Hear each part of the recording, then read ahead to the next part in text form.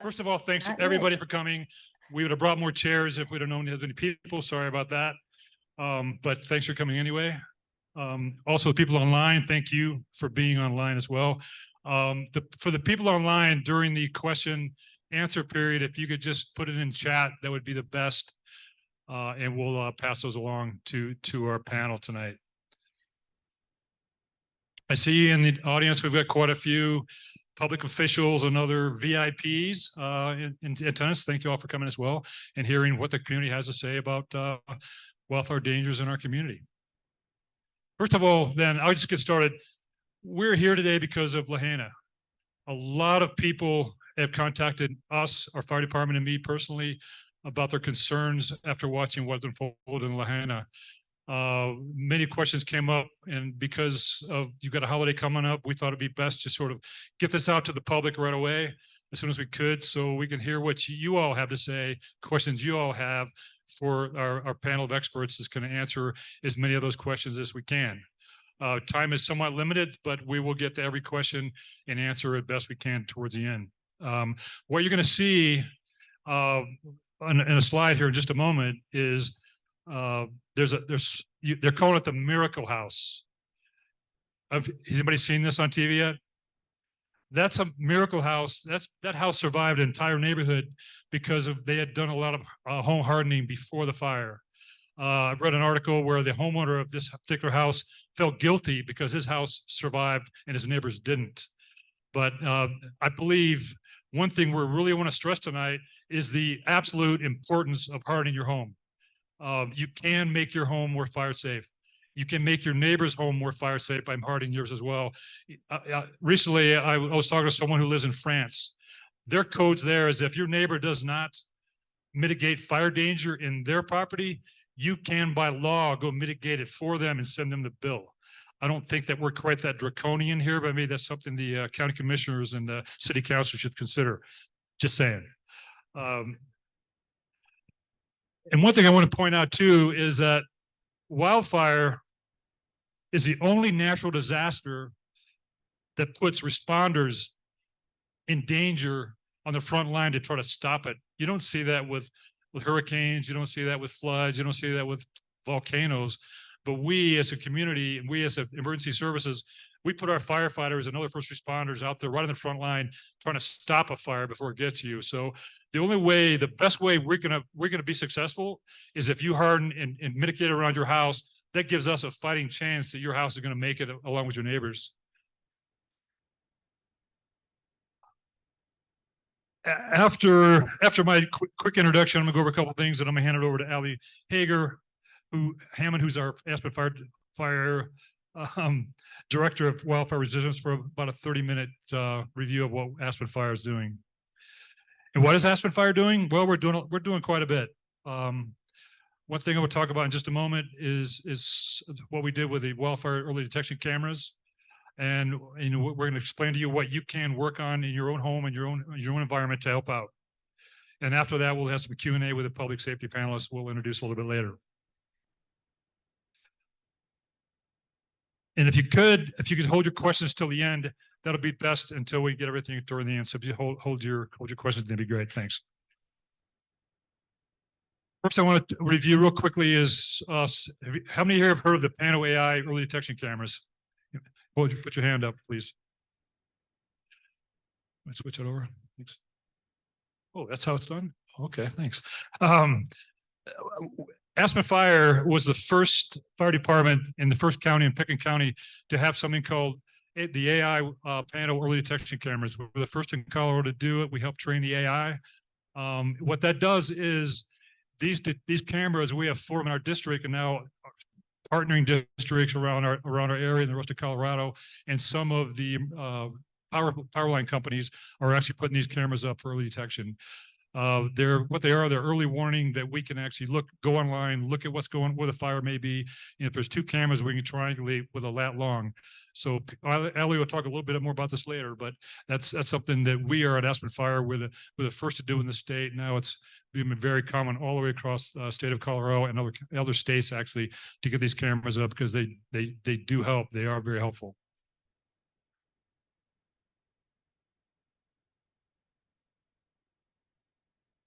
And at that, I will pass it over to Allie Hammond.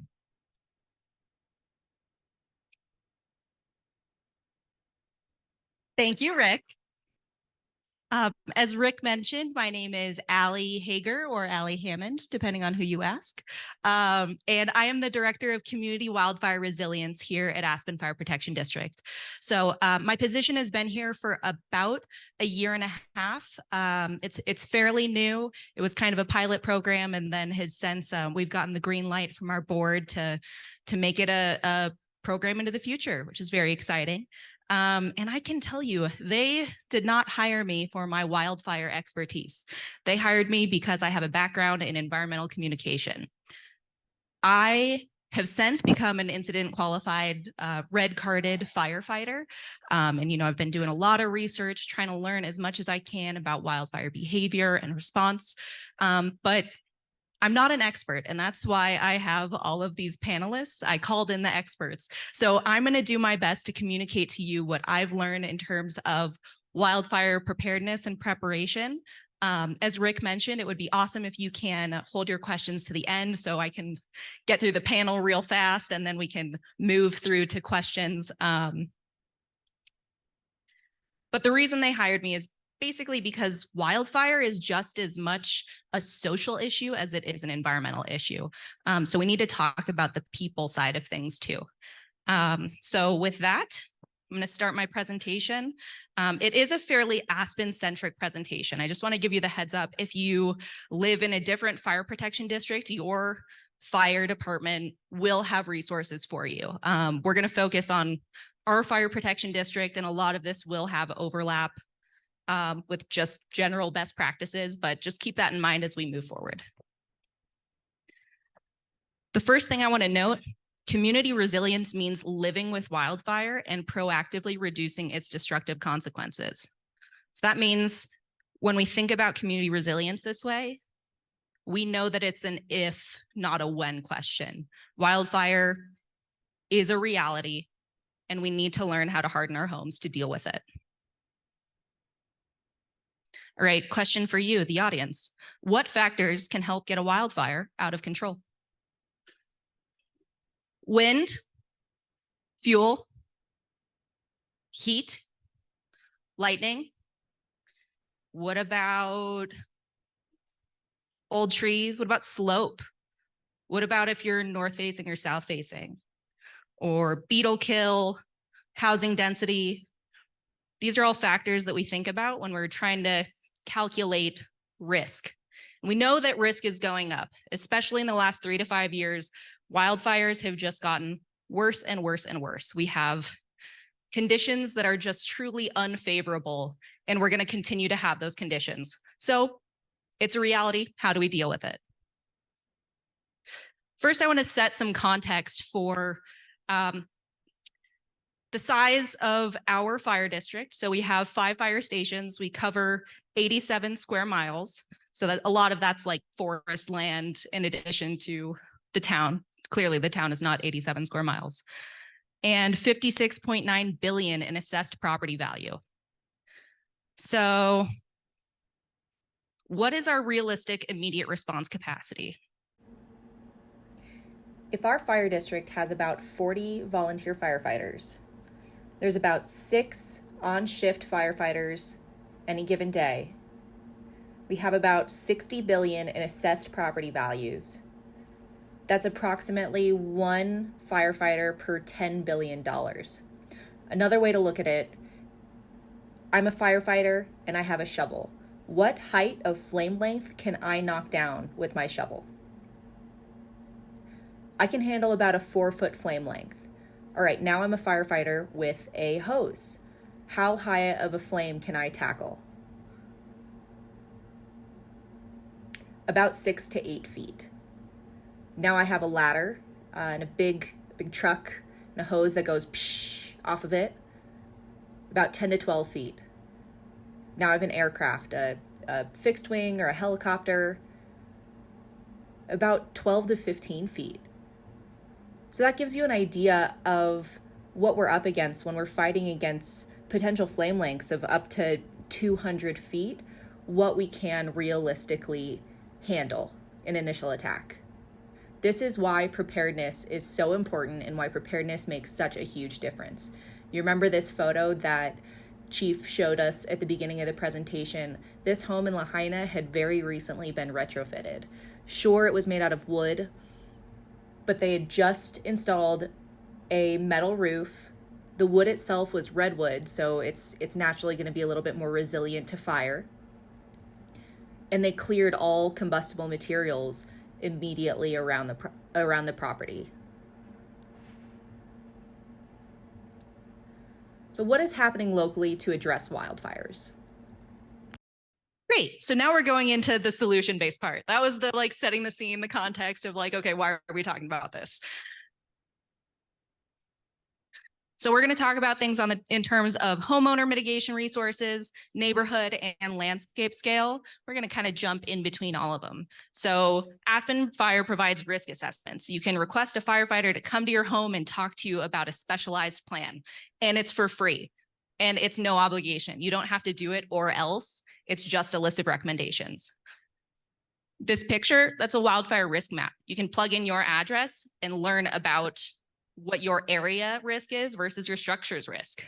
We've got education and resources. This is a great example of the education and resources.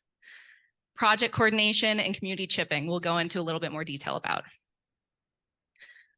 One of the project coordination things that I want to call out is a really cool project that we did. It was a cross-boundary project with Pitkin County and local homeowners. When firefighters see a slope like this covered in oak brush, which burns really, really hot, it doesn't look good. It's not something that we're like, yeah, I'm going to run into there and try and suppress a fire. But when we do some vegetation management, we can change the projected fuel or fire behavior by adjusting the fuels, and we can give our firefighters an opportunity to be successful in suppression.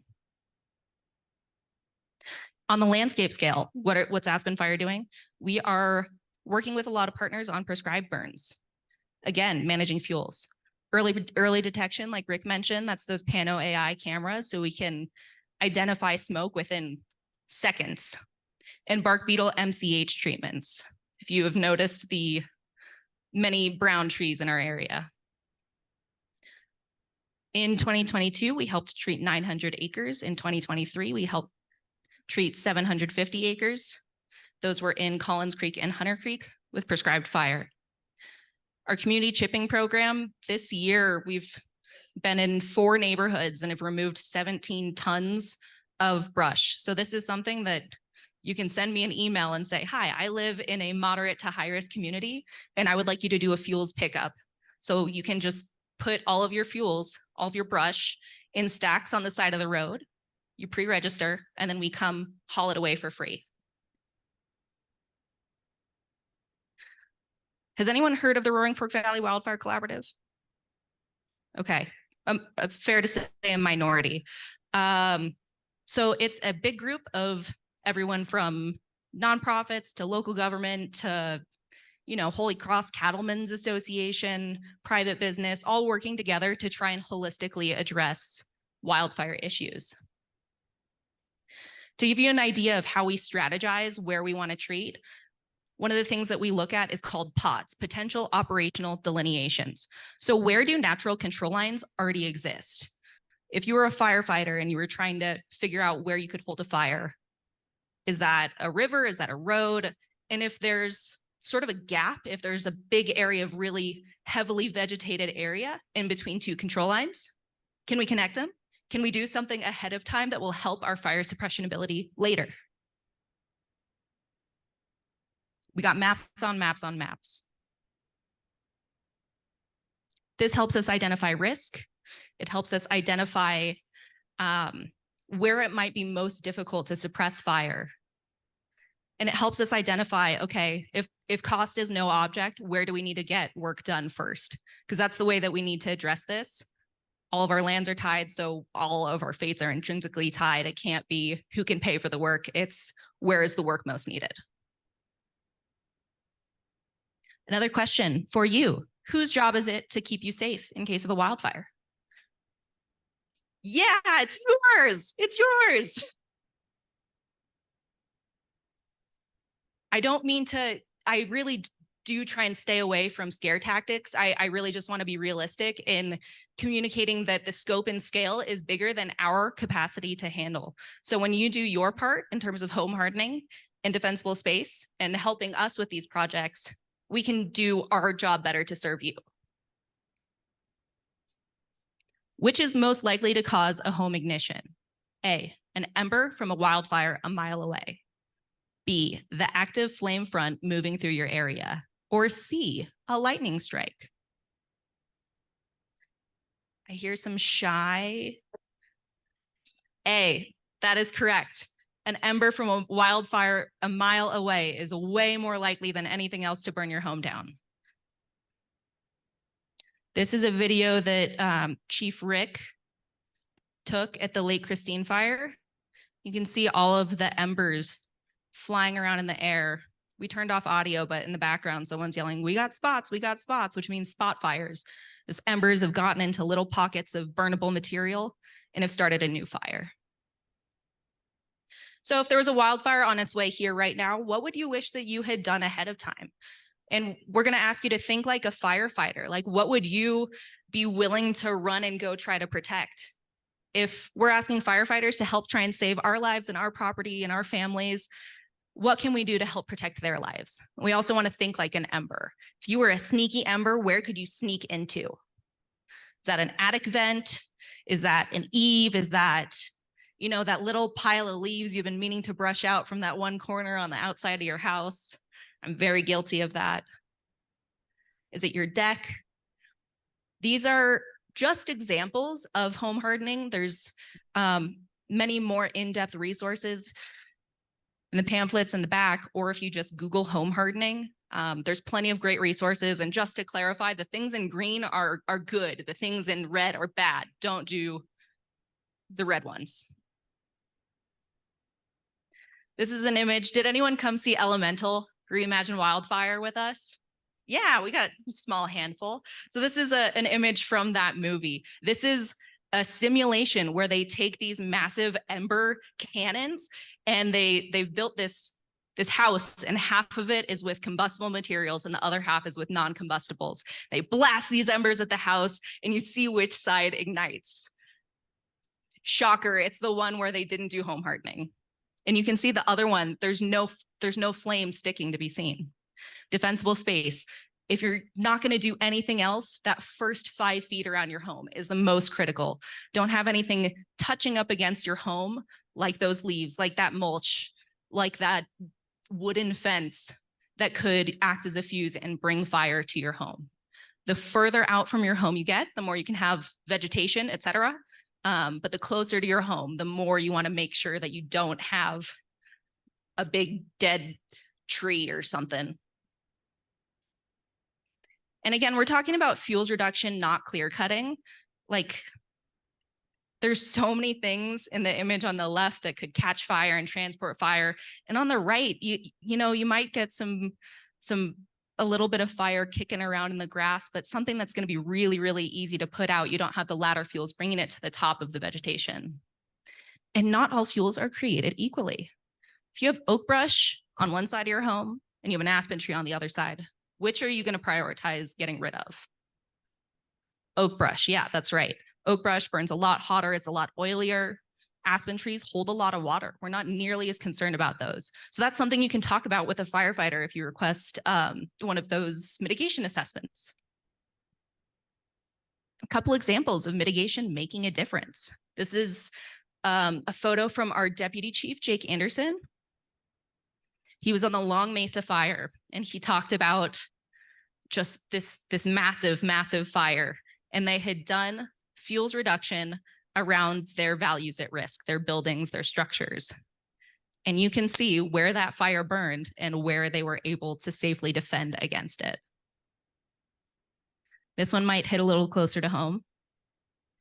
Elgebel, Lake Christine fire. I'm sure a lot of people in the room right now remember that pretty vividly. That fuel, that black line right there, that was made possible by fuels reduction done years previous. And I believe Jim Janung can probably talk a little bit more about that when we get towards the panel. Oh, Oh, he took the picture. Cool. We can ask him about that at the end. And another hot topic that I'm sure we're probably going to want to get in. Oh, there we go. Sorry. Evacuations. Know what you need to bring. Make a plan ahead of time with your family. Leave early. And this one's a tricky one. Like for the Marshall Fire, some people didn't leave their homes because they were like, well, they didn't text me to leave. What I thought that they were going to text me and tell me when I needed to go. If you see fire and you see smoke, you think you need to leave, don't wait to get texted. Just go ahead and leave earlier than you think you need to. Have a contingency plan. That's something we're going to talk about in a minute. What happens if you can't evacuate? If evacuation is not an option, how can you still stay safe? The last two things I want to mention on this slide. Sign up for Pitkin Alerts. That would be that text notification system if there's an emergency. And if English is not your preferred language, you can download the ReachWell app and it can translate into 1 billion different languages. I don't know exactly how many. Contingency planning. So that idea of if you cannot evacuate, where can you stay safe? A well-maintained irrigated field is exactly what a firefighter would look for if they were trying to let a fire burn through the area. Something like a golf course, a park, Rio Grande Park. Rio Grande parking garage, as long as it is not on fire, there's not actually a lot of combustible materials there. It's mostly just cement. So you could use that as a place of refuge. And I imagine we'll all probably have more questions about this later. We can get back to it. So one of the last notes I have for you is that wildfire resilience is something that needs to be addressed as a community. There's only so much that we can do over here. And so we really need everyone to actively play a part. So we're asking you to create defensible space around your home. If you're interested, the community chipping program is a great option. Talk to your HOA about your evacuation routes and your roadside fuels. Make sure that your escape route is something that you're going to be able to access. Become a neighborhood ambassador. I am currently looking for people who are willing to be points of contact for their neighborhood, someone that's willing to talk to their neighbors and help kind of extend our reach as a fire department in the kind of messages like this. Talk to your elected officials, tell them that this is a priority for you. And consider funding a program that is meaningful to you. And there's plenty of them out there.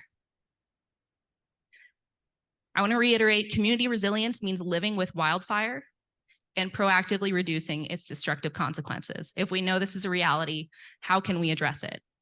This is my contact info.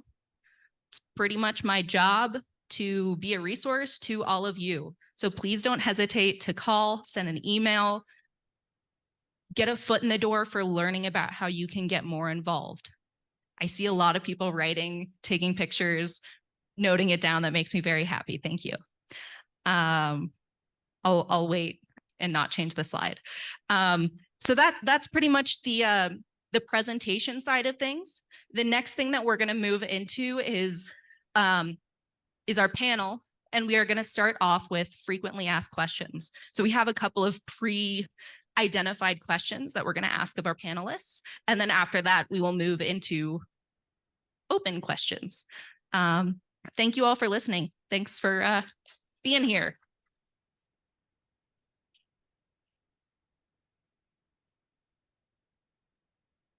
Thanks, Allie. Thanks very much. If our panelists could take position up front, that'd be awesome. And while they're doing that, I just want to remind everybody in this room how important it is to know your community, know your neighbors. On almost every call, whether it's a car wreck or a house fire or wildfire, all y'all, that's a New Orleans term, all y'all know your neighborhood better than we do. You're going to know who the neighbor is that needs help, who may be handicapped, who may not be able to get out, or may be hard of hearing, may not have cell phone coverage. So please take it upon yourselves to take care of yourselves and your neighbors, because that's who's going to help the most. That we learned that in Lahaina, where the community came out to help their community probably way before a lot of the first responders could even get there. So take it upon yourself to look out for your neighbors, okay? And if we could, if the panel could introduce themselves, just starting from this side and go across, that'd be great. Sure. I don't think I can yell that fast. I'm Valerie Carlin. I'm with Aspen Community Foundation, and we are sponsoring a group called the West Mountain Regional COAD, Community Organizations Active in Disasters. So we're here to support the human response efforts that take place during recovery and response to disasters.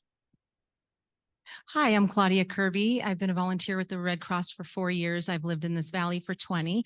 My role is in community engagement and partnerships.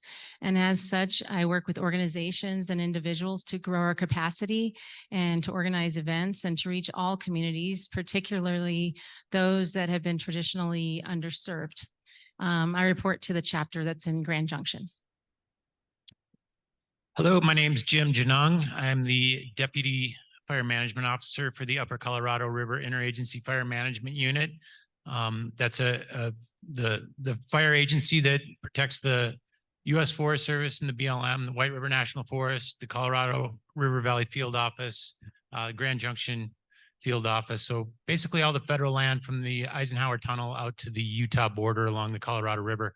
So we manage the federal firefighting resources, aircraft, engines, crews, all the way down to Grand Junction, where our dispatch center is. But you know, I'm here today to answer questions about fuels, comparisons to Lahaina and Aspen. Is there a comparison? You know, we can answer questions about that. Yeah. Hello, my name is Parker Lathrop, and I am the Chief Deputy of Operations for the Sheriff's Office, and I am the Interim Emergency Manager for Pickens County. Two different roles. In my role in the Sheriff's Office, let the Sheriff go more into the responsibilities of the Sheriff in the state of Colorado, but I'm there to affect the operations and the outcomes of the Sheriff's Office with those duties. In the Emergency Manager role, I'm following Valerie McDonald, who is our longtime emergency manager, just recently retired. And that role is responsible for the development and the maintenance of emergency planning, and not for just for wildfire, but for all levels of emergency and recovery. Hi there. My name is Bill Lynn. I'm an assistant chief of operations for the Aspen Police Department. And I hope that is kind of self-defining, but I'm happy to answer questions about, you know, general public safety for the city of Aspen. Good evening. I'm Michael Bolioni, the Pickens County Sheriff, and by statute, I am the fire warden for Pickens County, which means that I am charged with the coordination planning of fire suppression. And thank goodness I have this team that surrounds us all to help me do that. My name is Jake Spalding with Aspen Fire. I'm a battalion chief, the wildfire coordinator. Thank you, Chief. Well, Mike, I was going to ask you the question of you first was, what does it mean to be a fire warden? You jumped the gun on me on that one. So I'll move on for the moment. Put my eye out. Yeah, I'm going to ask a few questions of the panelists, and we're going to open it up to all y'all out there to answer questions as well. So, Jim, you mentioned it, but could you briefly explain the difference in fuel between Lahaina and Aspen and how it might change from there to here?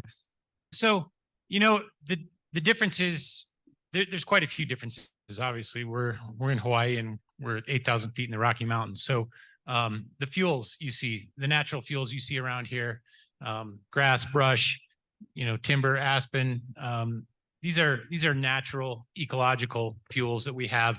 And by the way, they have been burning for thousands and thousands of years naturally here. So we're interrupting a process that's been happening here since probably there was oxygen available.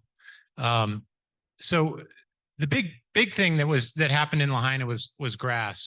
Those plantations you see on the hillsides there, that used to be there above Maui and above Lahaina, those have all just gone fallow and they're just dead tall grass. I'm talking about 4 foot tall grass. If you've been down along that road through Lahaina, you've seen those tall grasses. That kind of served as the wick. These are non-native grasses that are there. That used to be, not really a burnable fuel type, if you will. So those are non-native grasses. They don't acclimate well to that particular location on the planet, and they stand there dead. And that really became the wick for this fire. So we talked about the fuels. So we understand fuels: grass, brush, trees, right? Anything that grows is the fuel. What else? What's the number 2 on that list that really got that thing going? Yeah, the wind, 60-mile-an-hour winds. Same thing on the Marshall Fire. Tall grass, dormant grass, prairie grass, 60-mile-an-hour wind. Do we get that around here very often? We get dry cold fronts. We can get these short spurts, 3, 4, 5 hours in the spring when a dry cold front comes through. We get some pretty good winds, but we don't get the continuous winds like that. So that's one big difference. We can get windy days, and we've had some large wildfires in the Western Slope on windy days, and we have those continuous winds coming. But that's a big difference. I think here also we're not flat. We've got hills going up. Fire likes to go uphill 90% of the time if it's got an uphill chance, which is another advantage here. However, if I driving in today, I did see a fair bit of dry grass out west of town on that side of town. Pay attention to that. Educate yourself on what that can do. What's the other fuel type I haven't mentioned that burned most in this wildfire in Lahaina?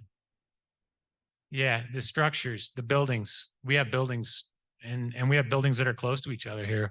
There's a lot of brick downtown here. It's pretty nice, but there's a lot of houses in the West End that are old wood structures that have been standing there for 125 years at least. So that was really the big fire driver here. It was urban conflagration, really similar to the Marshall Fire. Harden your structure. We talked about that. Allie brought it up. I think most everyone here is going to bring it up. Think about what you can do. If you can change your roof to a metal type roof, I would advise that. If you can go Adobe, if you're going to build a new house, I would go Adobe. I've seen more houses saved that are Adobe with a metal roof. That would be my recommendation. Other than that, there's a lot of things you can do around your house, and we'll talk more about that, I'm sure, coming up here. But those are the comparisons, and we can have questions, I think, after. Is that right? Yeah, and talk more about how the differences between what could happen here and what happened in Lahaina. Thanks a lot. And coming from someone who's probably been in more wildfires than everybody in this room combined, thank you for your expertise. He's been the incident commander on many, many large fires. So that's the guy. We'll give you his personal cell phone when we're all done. Okay.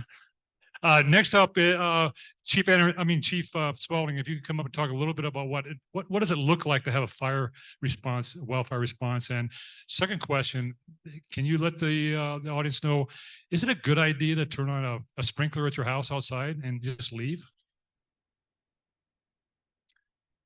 Well, with sprinklers, I do not recommend setting up a sprinkler system on your house, turning it on and leaving. I would recommend setting up a sprinkler system so it's available if the fire is going to come to your house. We can turn it on, but some of these rural systems, the water system cannot support that much usage of water, so I do not recommend it.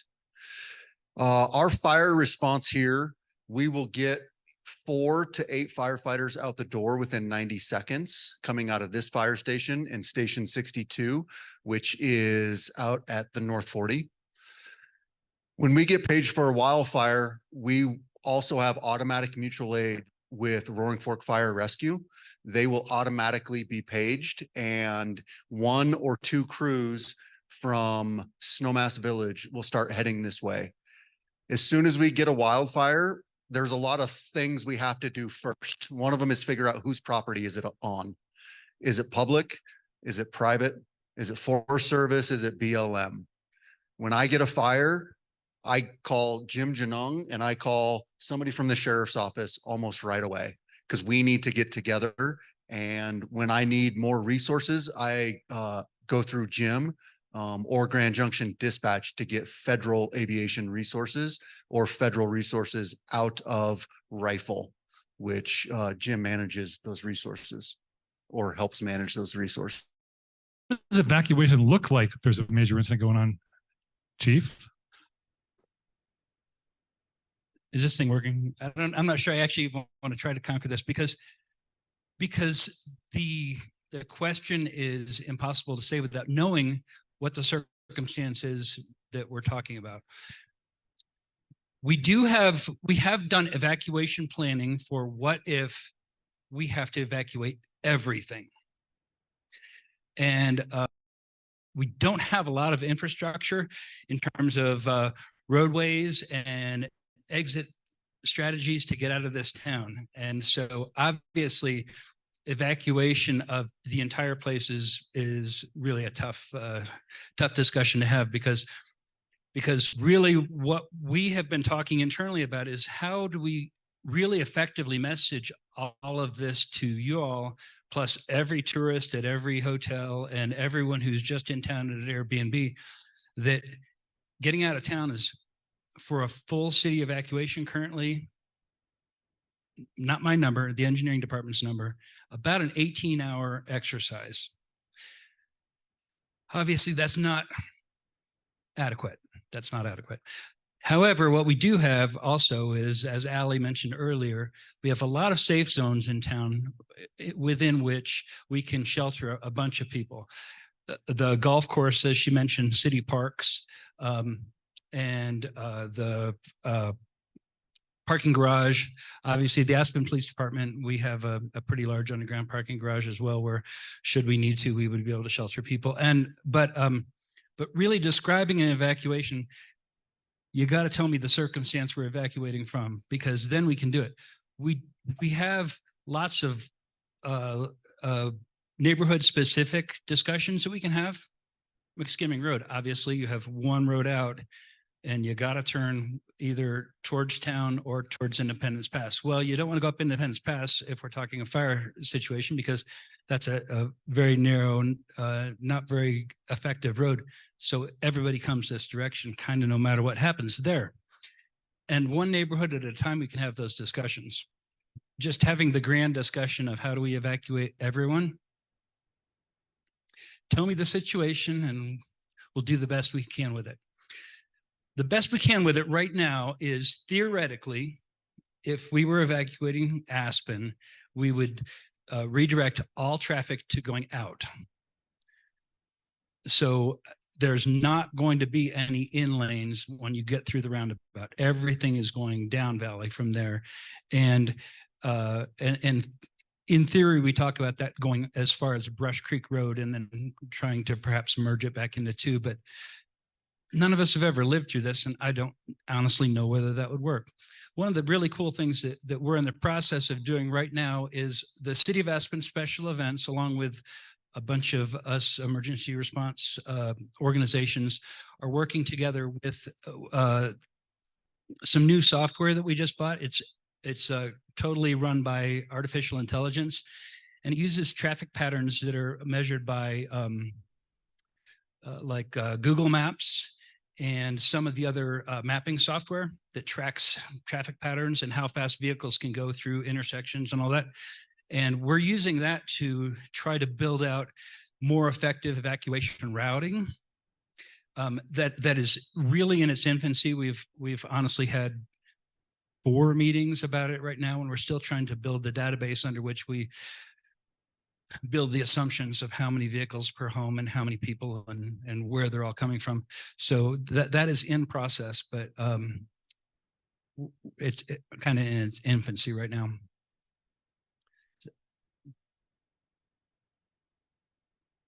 Thanks, Bill, very much. Parker, would you kind of explain and try to help people understand? In fact, several people in this room have talked about what happens if I don't get a text? What happens if I don't get emergency alerts? Could you kind of explain what the sheriffs and emergency manager might tell the people that may be worried about that? So one of the big things with evacuation, where things start to go wrong, is the communication piece. And that's, I want to say, don't rely on that. That's one of those things. It's great to have, but it's not a guarantee. In wildfire, we often lose communication sites. We lose networking. Things happen that don't allow us to communicate effectively.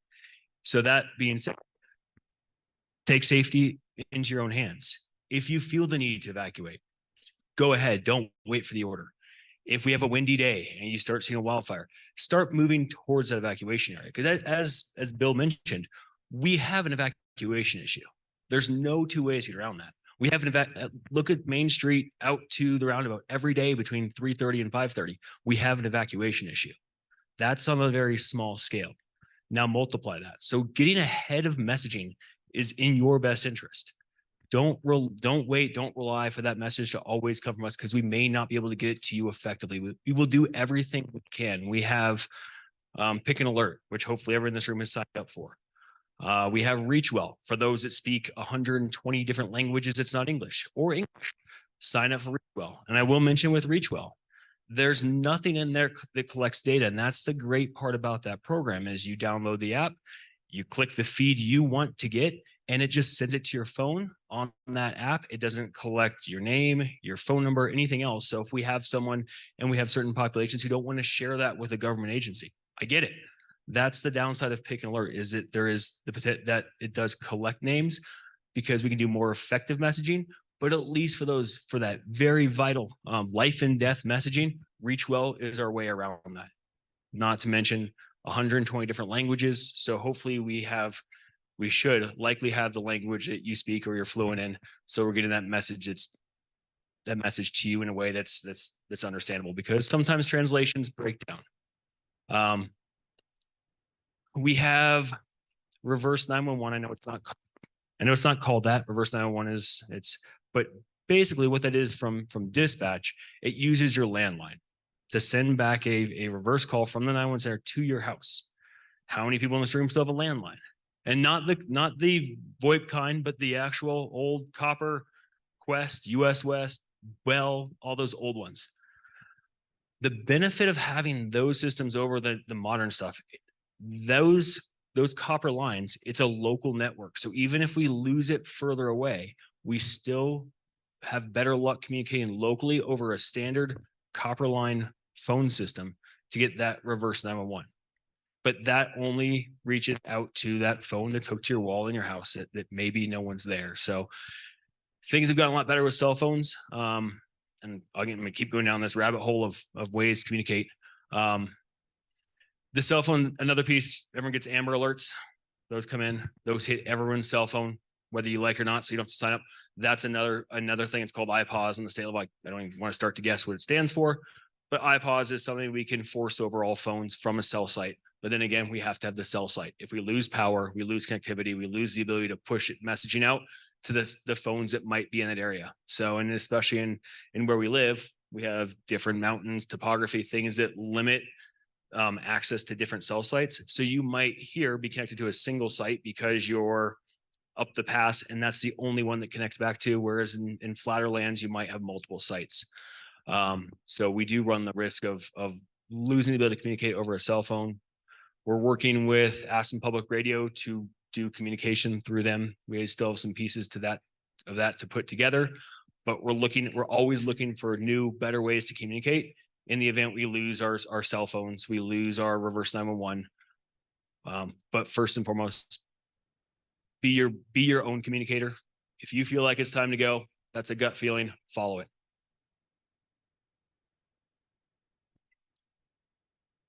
All right, thanks very much. I didn't see a show of hands. Who has a landline in their house? How many people? Oh, quite a few. And how many people are signed up for Pick an Alert? Awesome.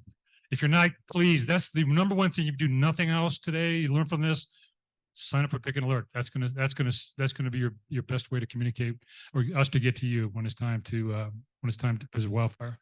So next up, could you please explain to us from the Red Cross perspective what might be the best way people prepare ahead of time?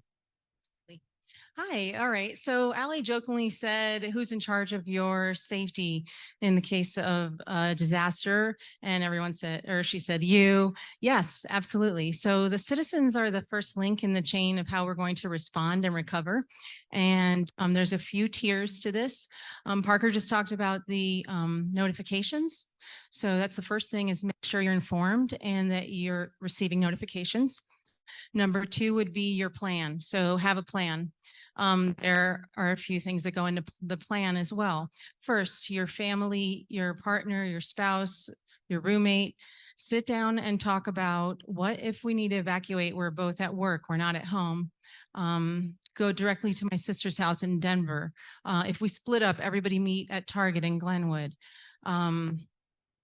Allie mentioned a point of contact for the neighborhood. Have a point of contact for your family. If communication is broken down, say, everyone call Aunt Judy in Oklahoma and let her know if you're okay or where are you. Another thing to plan for would be your pets. Can your pets go with you to your sister's house? And what if you don't make it home? Worst case scenario, have those 3 neighbors that you've already spoken to and say, if something happens, worst case scenario, please open my back door and get my cat. So think through everything that could possibly happen.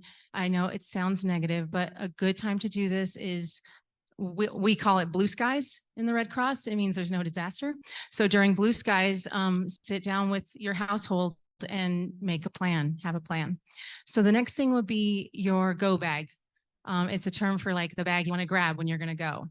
So for your go bag, at least at a minimum, you want to have what you need to leave your house and live for a few days. So a few changes of clothing, your hygiene items, your comfort items, maybe a pillow, blanket, book.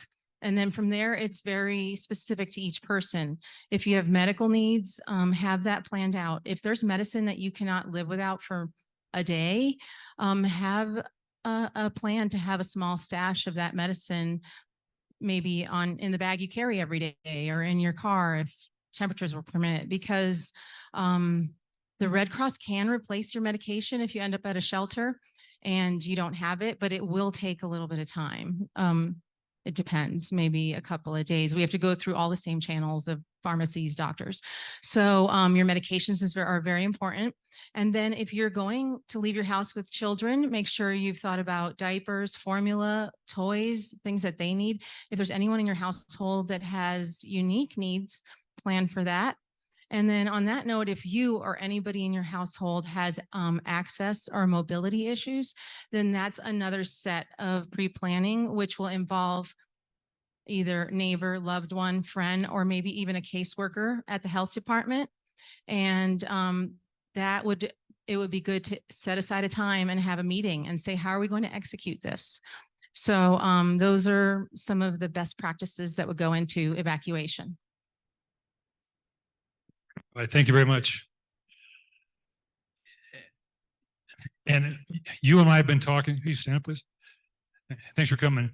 Your involvement in Aspen Community Foundation goes way back with us. Right after Lake Christine fire, Aspen Community Foundation contacted us and goes, "What do you guys need? What do you need to help keep our community safer?" You're the reason, ACF is the reason we have our wildfire mapping project at all, which has been instrumental in what we do here in Aspen. If everybody could give her a hand, that would be great. Aspen Community Foundation. So thank you very much. Without your support, we would not have that wildfire mapping project. In case you guys don't know, we may talk about a little bit more, but if you go to our website, aspenfire.com, you can look on there and find your address. Just click on the map, put your address in. It will give you your very specific wildfire danger for your house and your property. What we do every year, we send firefighters out to your site from curb assessments, and we actually do a curb assessment of what your wildfire danger is. If you don't like it, or you don't agree with it, or you want to see how you can improve it, call up here and we will send a trained firefighter to your house and give you a full assessment of your house on wildfire dangers. So that's the best thing you can do to make sure your house is as safe as possible. And could you tell us now, please, what your current role is with COAD and how that relates to this meeting? Thank you, Rick. Thank you for that recognition. The COAD Community Organizations Active in Disasters, is really here to support all the great work that's being done with the emergency management structure. So we're here to harness the enthusiasm and generosity of the community. We want to help recruit and manage volunteers. We know that people want to help. They want to be hands-on and help after a disaster. They also want to give things. And so the COAD is sort of that receptacle and that portal for community to help respond in a disaster, to be effective and efficient, and quite frankly, not get in the way of the great work that these guys are doing to actually put out the fire, as it were. The COAD is also going to be there when the fire is put out and people go back home, but there are still some unmet needs that they're going to have. Maybe they have smoke inhalation in their house, or the smoke permeating their furniture, or their food spoiled, whatever it might be. The COAD's going to step in and help sort of manage those more long-term needs of community that are not necessarily under the purview of these wonderful people up here. So we're here to support, we're here to fill gaps. We're working in collaboration and concert with these folks. And if you guys want to learn more or volunteer or donate, you can find more information at wmrcoad.org. And happy to tell you more about it if you have a specific interest. But thank you for being here.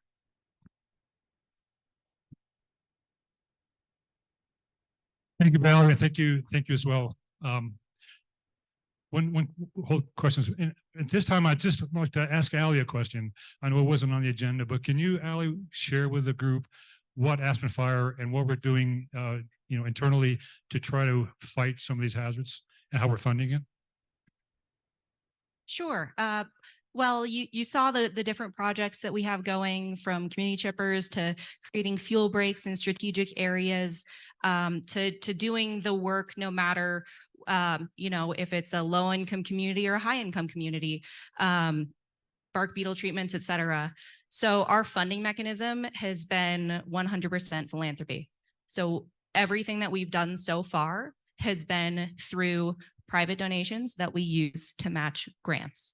When we have a solid funding base, that shows grantors that people care about this issue locally. We have the literal support of our community to do this work, and we're gonna see it through until it's finished,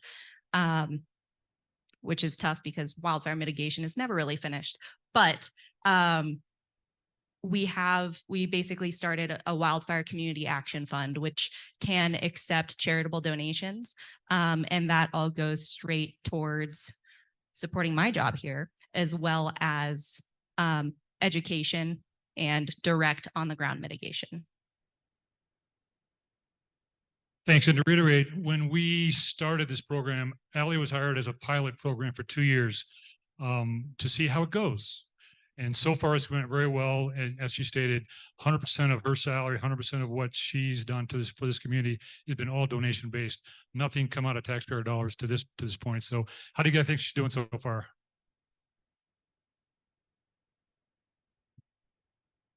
Okay, I guess you can stick around. Okay, from this point, we're going to open it up to the audience in the house, and they're going to open it up also very soon to those on site online. So we'll start over here. If you could just tell me your question, and I'll reiterate it and re-announce it, and whoever you want to just direct it to up here.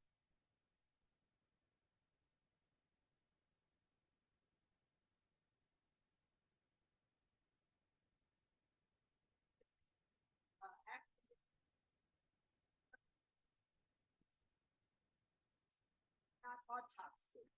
I want to be able to think General Honore is the #1 helper for disasters, most experienced. We can hire him.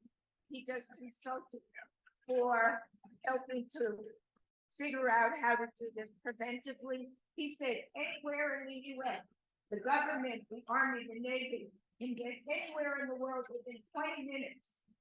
So if we have the Air Force in Colorado, and we're all set to go because you've made the connections, I'm hoping you can enlighten us about that. Great, Joan. Do you have a specific question for any of the panel members so we can move on? Thanks.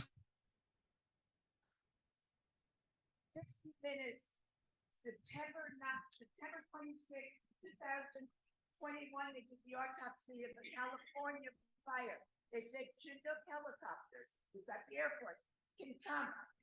Are we? So the question, it sounds like the question may be for you, in terms of aircraft and air resources, what do we have available? Can you answer that question? So we have a Chinook helicopter sitting on the ramp down in Rifle right now. It could probably be here, and well, they'd probably have to get the pilots in the helicopter, take them 5 minutes to get spooled up, but they could probably be here within about 25 minutes, I'm guessing. Well, we've got one there on today. You know, last week before we got the rain, there was two sitting there, and there was one sitting in Grand Junction. So, you know, large helicopters are very effective.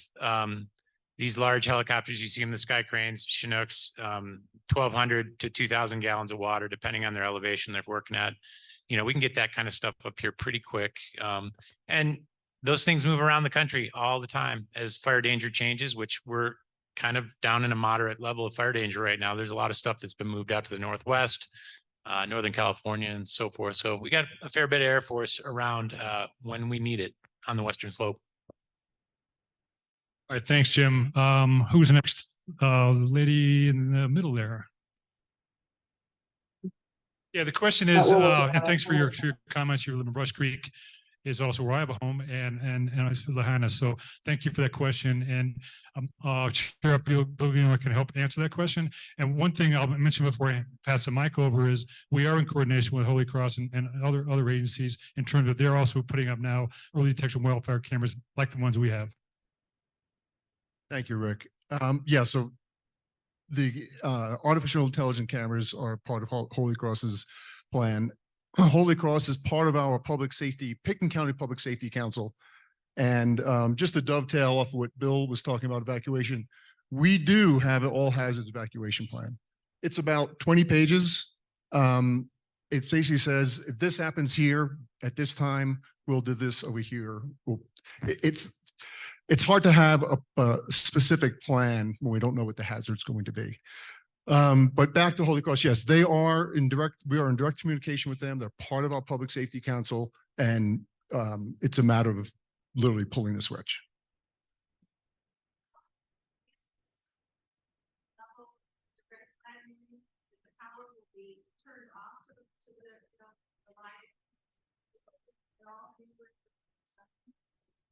I don't know. Does anybody have that answer? Because a lot of people don't want their power shut off just in case, but I don't know. Parker. So there's no set mile per hour for wind gust, but and Valerie was as in her role, very close to Holy Cross. As we started seeing weather events, she would reach out, they'd reach out to her, and we have that still now after where we start seeing lines go down, we start seeing those power poles break. That's where that coordination piece starts to kick in. There's other hazards when you start shutting power off. We have people with medical devices who rely on power for life. So just going through and flipping the switch every time we hit a wind gust hurts somebody somewhere. But if we start seeing, and there's tons of videos going out of Maui of watching the poles snap and seeing the power lines drop before the fire gets there. If we start seeing the system is compromised, we're going to act. Holy Cross is going to act. Excel is going to act. We do have Excel crossing through basalts, transmission lines. Everyone, we are very lucky in our community. We're close knit, not just in our community here, but in the public safety and our public service community throughout the entire region. We have very open communication, easy communication. We have relationships that span decades.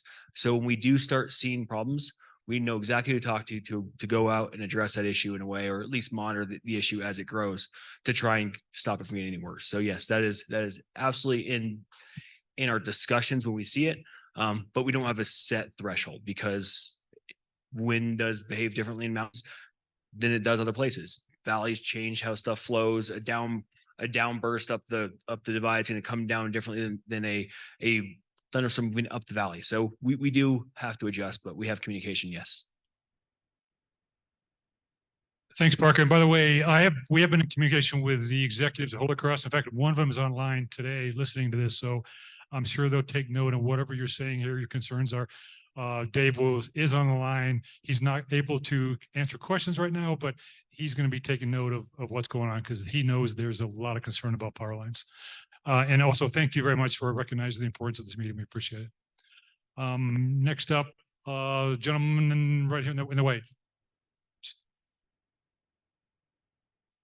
Pardon me? If you go into our web or aspenfire.com, that will bring you to a wildfire mapping. Just click on the map and you put in your address, you'll see it. Yes, ma'am. Okay. So the question is about Maroon Creek Valley in terms of what the best access or egress out of there. Is that what your main question is? And safe areas. Can somebody up here help with that?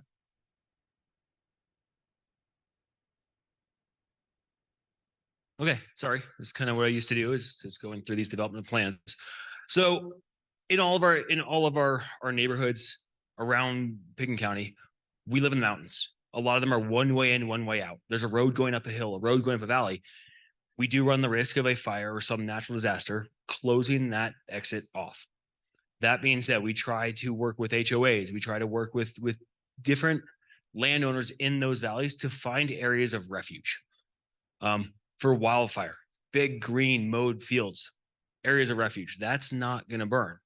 Dry grass, not a great place. So we start looking at specifically Maroon Creek along there.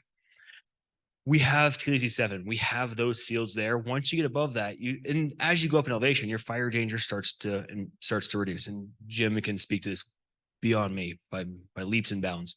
So we also don't want to send you up into an area where you might get stuck in the worst of it. And that's why we really discourage Independence Pass as an evacuation route. All it takes is one bad driver. And now you're stuck on a road. You can't turn around. There's not enough space. And there's tons of photographs, videos around the world of people going across a bridge. One car crashes. They're all stuck. They all are now overrun by fire. So we don't want to push people up to a valley unless we have a good place. But know your neighborhood. If you live in Starwood, know that the what's the field off of the west end of Starwood there, they keep that mowed during the summer. Why? Because we've discussed in the past, that's an area of refuge. We have those areas around in town. We don't have anything in the core of town. But once you get across Castle Creek Bridge, we have the golf course. Please don't drive on the bike path for a lot of reasons. People evacuate in many different forms. And sometimes being on a bike with kids, whatever, is more effective than being in a car. Because again, it takes one bad driver to tie up a road. So if now you're on the bike path and you cause an incident, now you effectively cut off those people's egress. Bike paths are for pedestrians or for bikers, not to mention those bridges. That bridge of the Arc, it's big, but is it rated to hold a car, 2 cars, 3 cars, 4 cars? I'll tell you right now, it's not. So all it takes is enough people trying to get across there at once. And now we have a compromised bridge. Now we have a wildfire and a collapsed bridge with people who may have fallen down below. That only can make situations worse. Roads are for cars, bike paths are for pedestrians or bikes. But know your neighborhood, know where you can go, know your neighbors, those people who have those green fields, the people who've made that effort, or talk to them. If they have a field, they let it kind of go to seed every year with long grass. Talk to them. Maybe there's something you guys can work out. Maybe there's something that your HOA or your local community can work out to turn that field into some place that you can wait out an emergency. And I will say it's probably not going to be a fun wait out the emergency, but it's not going to be on fire if the proper measures are taken. And once we can get in there to help kind of evacuate that area, we absolutely will. But at least you have a place to go until we can get there, because in wildfire, there's a lot of need, and there's a lot more need than there is responders. So does that help answer your question?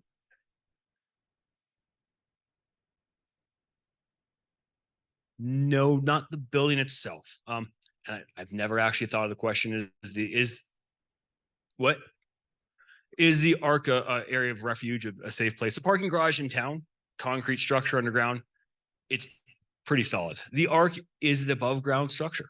It has seams, it has insulation, has everything that can burn. So we don't tell you to go wait inside of a structure. I have never looked at how the turf that's out in the field, it is an artificial turf, what that looks like. But there is the fields that by the Arc, there's the baseball diamonds over at the Ism Fields on the other side over by the high school. There's the track, which is again artificial turf down below. There is a lot of green space out there, and going out into the middle of green space, and those baseball diamonds and softball diamonds on the east side of the school district, that's very well irrigated. That's very green year round. and you have a lot of distance between, and that's also something to keep in mind for those areas of refuge. If you go out into a field and there's low grasses around that field, that's very low. That's low intensity fuel. If you go into a green lawn surrounded by big trees and scrub oak, that's burns a whole lot hotter. So we try and get to something that has green around, lower grasses that kind of bleed out into the natural environment. So that is also something to keep in mind. You want to kind of get away from the big structures and the big vegetation. Chief Spalding, we have a question online from somebody. Maybe you could help with this. The question was, do you know how the fire departments here in our valley and Aspen may compare, in Pickens County, may compare to the fire departments ready preparedness for wildfire in, say, Maui and Lahaina?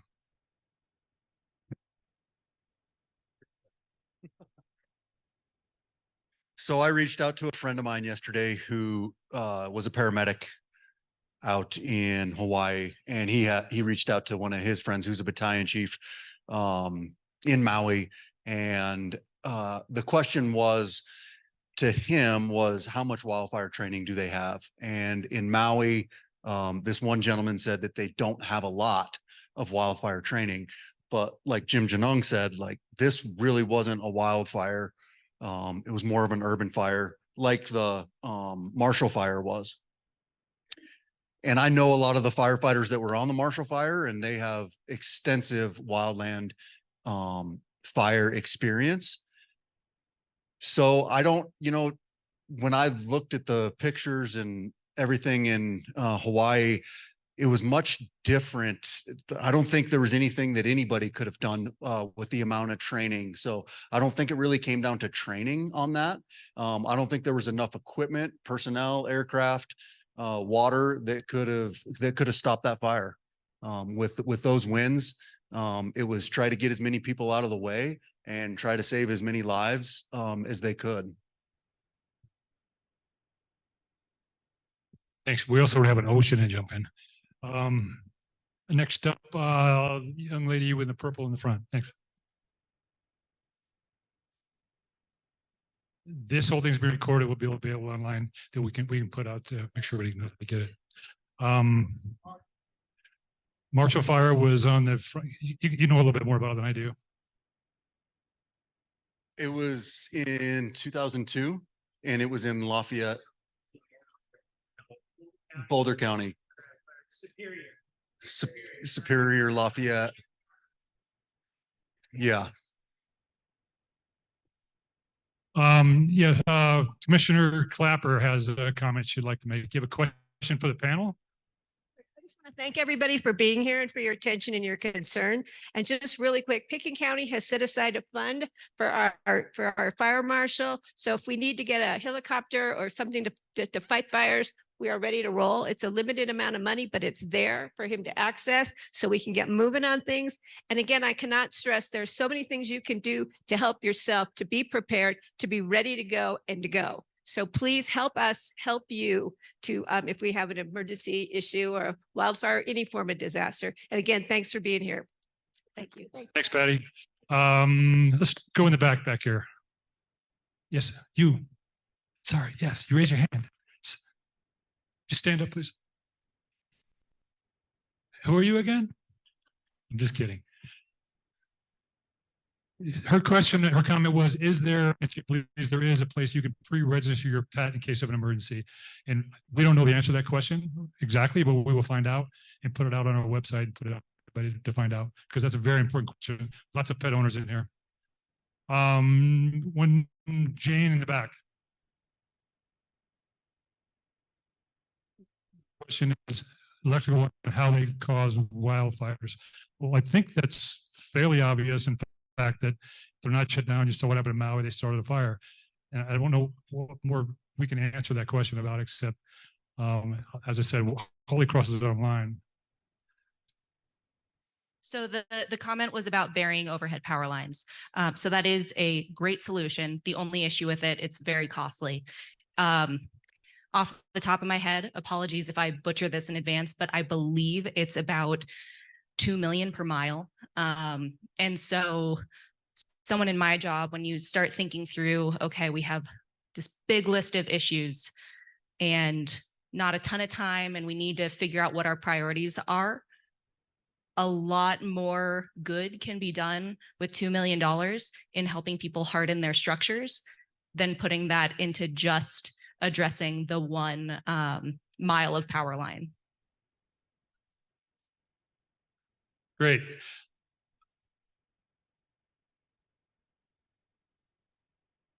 $3.5 million to bury the power lines in Mountain Valley. So next question in the back there, the gentleman in blue, if you could just stand up and I'll repeat your question. If you don't have a question, it's just a comment, please take it to just questions, please. I think one of those questions Allie can answer. All the others start first. I'll answer the question. The question was about large trees and fire mitigation. And I can tell you that one of the things that I've been working on is our partnerships with the city and with the county. And if you have a wildfire mitigation expert come to your home and do an assessment and determine that tree poses a significant wildfire threat to your residents, the fee will be waived. It's as simple as that. Sometimes trees are requested to be removed and they say it's for wildfire and it's like, no, that's your view. You just want a better view. And like, you know, we want to make sure that we do make the distinction, but in cases where it is legitimately that is a wildfire hazard, it's a pretty clear-cut answer and the city and county are supportive of that. And the first question, I believe, was if the 82 shut down, the exit route shut down, is there a contingency plan to get resources into town? I believe maybe, Jim, you might be the best to answer that question as well. I would say, I don't think we're going to have tanks and heavy helicopters lifting vehicles out of the way, but I'm guessing that we would do everything we possibly can with tow trucks, things like that, to clear the way and keep things moving. Now, if there's a wildfire impacting the highway and we're heading towards that, yeah, we're not going to be doing that. You know, we're going to wait for the fire to pass or do what we can to get folks through. But Sheriff has another comment.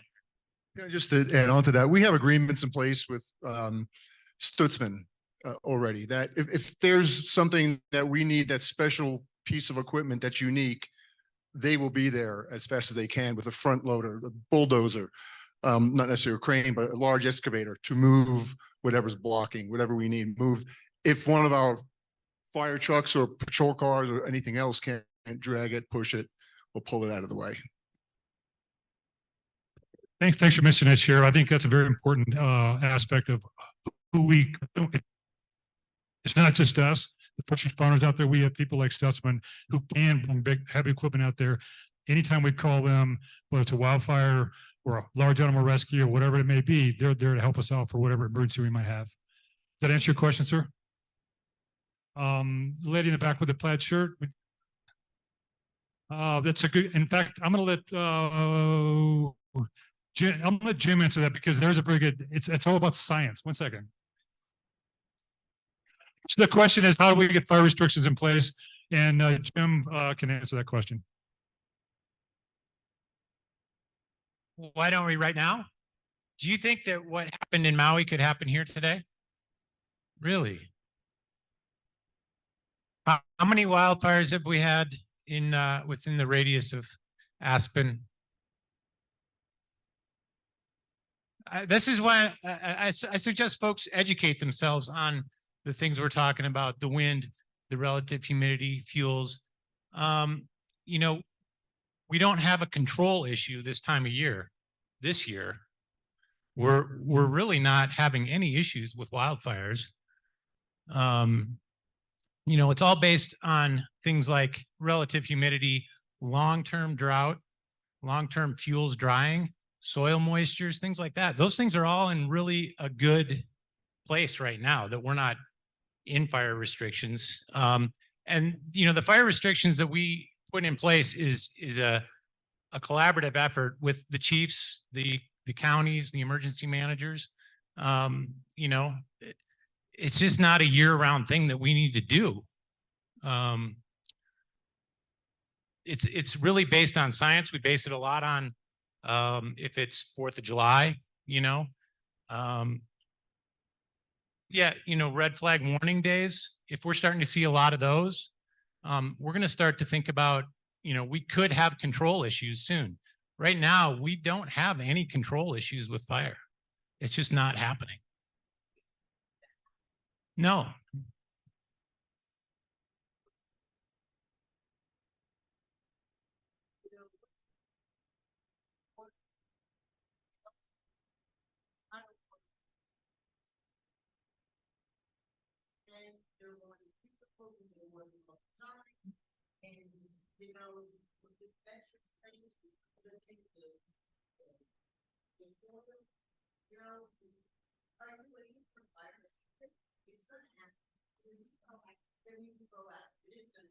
Yeah, and we need to learn to live with it because it is going to happen. Are we going to? I think to kind of wrap it up on that question is just there's a group of us, fire chiefs, sheriff's department, or emergency responders, that kind of stuff, on the line every Tuesday. We talk a lot about fire restrictions. We talk a lot about, is it time to put them in? And what we don't want to do is get people too complacent. If we have fire restrictions, blanket fire restrictions all the time, no one's going to pay attention to them. So if you just pay attention to when there is a red flag warning, please make sure you know that's where you need to be careful, more careful than ever. And I'm not saying it could never happen. So it's all about fuel, how much moisture is in the fuel, humidity, all those things. It's a very scientific process. In the back there, lady in the blue, please.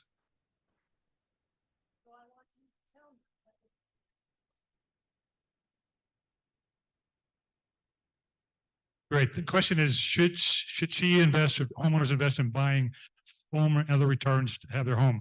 I think, Parker, you might want to answer this. Sorry, area of experience again.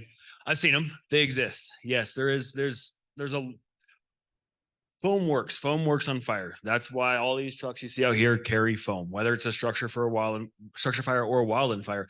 That foam makes the water more effective, but it also creates a barrier that keeps a thermal barrier that keeps the heat of the fire off the object that wants to light on fire, such as your house. So there is a lot of stuff out there, and there's different stuff. There's sliding units that go in the back of pickups that use compressed air that create the mixture of water and foam to create the foaminess. So yes, there's a lot of stuff out there, but with anything, especially that stuff, you have to know how to use it correctly. You have to make sure you're not, if with that, there's a sweet spot. You apply it too early, the foam starts, just like in the bathtub or in your sink, the foam starts to break down. You apply it too late, now you're in danger of being burnt up by the fire you're trying to keep away from your house. So with that, that's one of those things. It's hard to say pursue it or don't pursue it. It's there, it works. But with that, there's a lot of knowledge that you have to gain and go with, and that's. So I would reach out to start with the fire marshal's office. So if you live in Aspen, call the fire marshal's office. There's a lot of stuff I'm trying to think online. There's a lot of people who sell a lot of things on there. But start with them. They should have some knowledge, or at least be able to research to make a recommendation if that's something you want to pursue. But I also warn, it's more than just having it. And just to be clear, back in the back there, Ben Smith right here, this gentleman right here, he's our deputy fire marshal. There's some cards back there. Anything specific to our fire district, you can pick up his card, give him a call, give him an email. He's happy to help as well. We've got just a couple more time for a couple more questions, if anybody has one. Yes, ma'am, in the blue. Well, that's a great question. I can tell you what you're talking about is one of my biggest fears in our district and down the valley. The question is, she lives by Shadow Mountain, and there's a lot of dead and other dangerous potential fuels behind her house. What can she do about it? And I was going to say, the dead trees, there's a lot of beetle kill going on right now, which really scares me, keeps me up at night. One thing that we have partnered with the county and ACES, or the city and with ACES and SKICO, was trying to mitigate some of the beetles, but as you can tell, it's not working all that well. So in terms of what you can do for that behind your house and on your property, not a heck of a lot, unfortunately. Yes, ma'am. There was a timely article in one of the Aspen papers yesterday about private citizens in Greece hiring a drone company that has temperature sensitive drones. And they said they stopped 13 wildfires. And one of them was one that started at 3 o'clock in the morning because the drones picked it up, like by the time something started at 3 o'clock in the morning, far from us, it's going to work our way here. I didn't know how far your camera range is. Yeah, I can help answer that as well. You're right. We don't have drones that patrol our district, and nobody does down valley, although we have drones. If there's a start or we see smoke, we can put drones in the air from time to time. But the wildfire cameras, the AI cameras, is what we use for those early detection, and they go pretty far. We have 4 of them in our district. Just yesterday, Carbondale District just got one installed. That looks over Redstone towards Carbondale. So, and there's more being planned for the future. So that's what we have, trying to detect them early, and they work actually quite well. With one, yes, sir.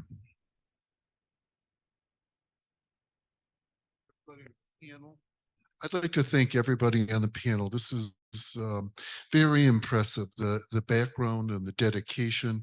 And so thank you all.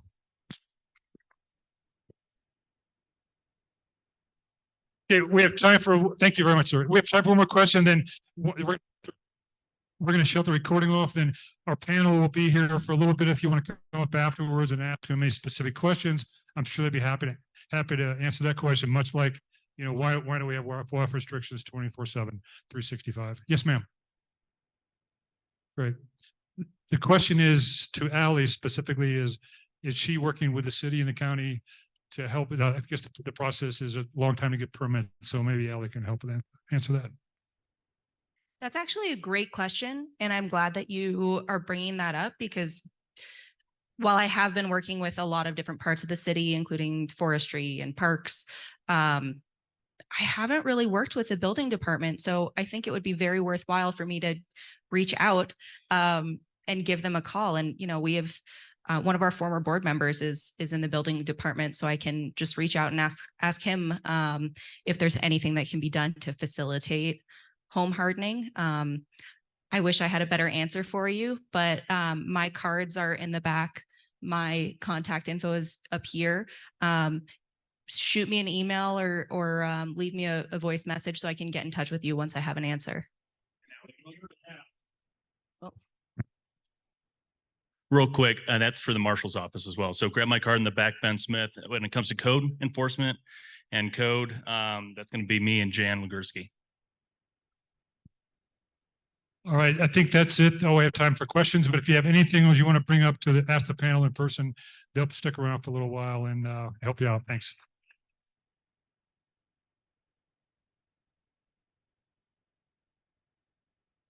Thanks, everybody. Well, we need to get General Honore's number.